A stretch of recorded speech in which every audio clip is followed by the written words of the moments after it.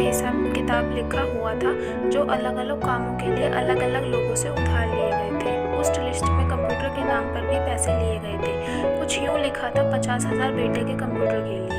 यह वही कंप्यूटर था जिसे मैं आज तक यूज़ कर रहा हूँ, लेकिन मुझे यह पता नहीं था उस कंप्यूटर को खरीदने के लिए पैसे कहाँ से आए। मुझे आज भी याद है जब मैंने पहली बार कैमरे के लिए ज़िद की थी, जो मेरे पापा ने मुझे 2 हफ्ते में मेरे बर्थडे पर लाकर दिया था, जिसे देखकर मैं बहुत खुश हुआ था।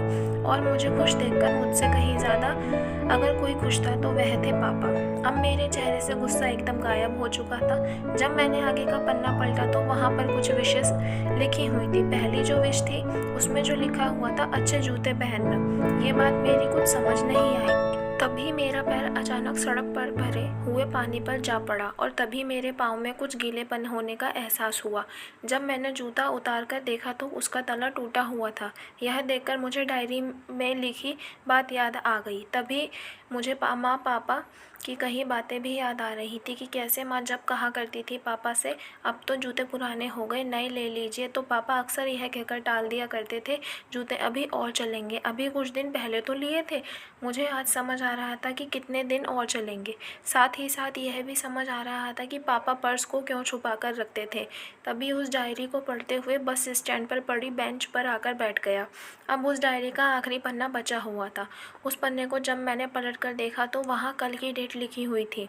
तारीख के नीचे लिखा हुआ था 50,000 रुपये बाइक के लिए।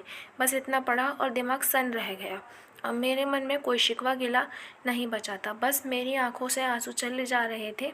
मुझे आज तक नहीं पता तब मैं क्यों रोए जा रहा था। अब मैं जल्दी से घर की तरफ भागा, लेकिन जूतों की वह कील पाँव में अब तक घाव बनाने में कामयाब हो चुकी थी। मैंने जूतों को रास्ते से ही निकाल कर फेंक दिया और भागते भागते लड़खड़ाते हुए घर जा पहुंचा। लेकिन पापा घर पर नहीं थे। मैं समझ गया वह कहाँ थे। मैं सीधा पास वाली बाइक एजेंसी की तरफ भागा। पता नहीं आज कहाँ से इतनी ताकत आ गई थी कि मैं भागते हुए थक नहीं रहा था, और वह भी बिना जूतों के नंगे पैर। जैसे तैसे मैं बाइक एजेंसी पर पहुंचा। पापा वहीं थे। मैंने पापा को दौड़कर गले लगा लिया और मेरी आंखों से आंसू रुकने का नाम ही नहीं ले रहे थे। पापा को समझ नहीं आ रहा था आखिर हो क्या रहा है, मैं क्यों रो रहा हूँ। मैंने पापा से कहा, पापा मुझे मोटरसाइकिल नहीं चाहिए, आप अपने लिए जूते ले लीजिए। अब आज से मैं जो भी करूँगा अपनी मेहनत से अपने बलबूते पर करूँगा। दोस्तों, बस इतनी सी थी ये कहानी।